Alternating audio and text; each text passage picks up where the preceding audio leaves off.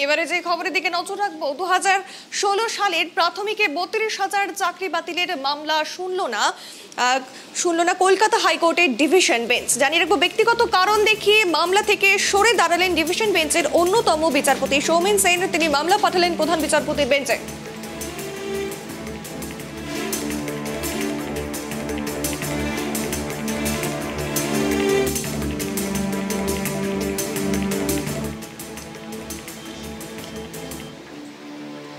আরো বিস্তারিত শুনবো, টেলিফোন লাইনে রয়েছে আমাদের প্রতিনিধি রিমিক। জানতে চাইবো, এই যে 2016 সালে প্রাথমিকের 32,000 চাকরি বাতিলের মামলা থেকে সরে দাঁড়ালো হাইকোর্টের ডিভিশন বেঞ্চ, কি জানা যাচ্ছে? কি ব্যক্তিগত কারণ দেখিয়ে তিনি সরে গেলেন এবং সমস্তটাই কিন্তু অর্থাৎ বলবো যে সেটা প্রধান বিচারপতির বেঞ্চে পাঠালেন, কি জানা যাচ্ছে, কি করবে?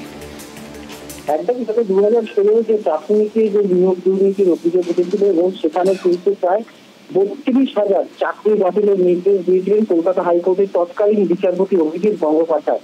এবং সেই মামলাকে সেই নির্দেশকে চ্যালেঞ্জ করে কিন্তু ডিভিশন বেঞ্চের দ্বারস্থ হয়েছিল রাজ্য, এবং তারপর থেকে এই মামলাটা করেছিল বিচারপতি সৌমেন সেন এবং বিচারপতি অজয় কুমার মুখোপাধ্যায়ের ডিভিশন বেঞ্চে।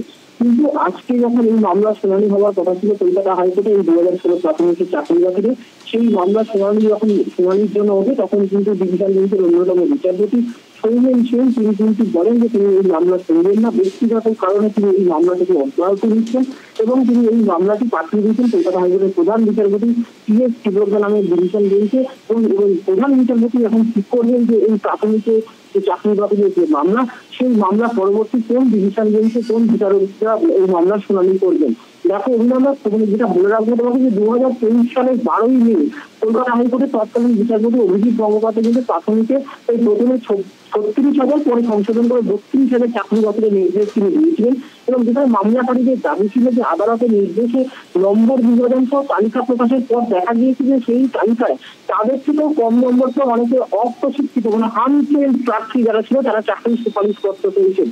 তারপরেই গোটা এই অভিযোগে যখন শুনানি হয় বিচারপতি অভিজিৎ গঙ্গোপাধ্যায়ের এজলাসে, তারপরে তিনি গোটা প্যানেল বাতিলের নির্দেশ দিয়েছিলেন বিচারপতি গঙ্গোপাধ্যায়।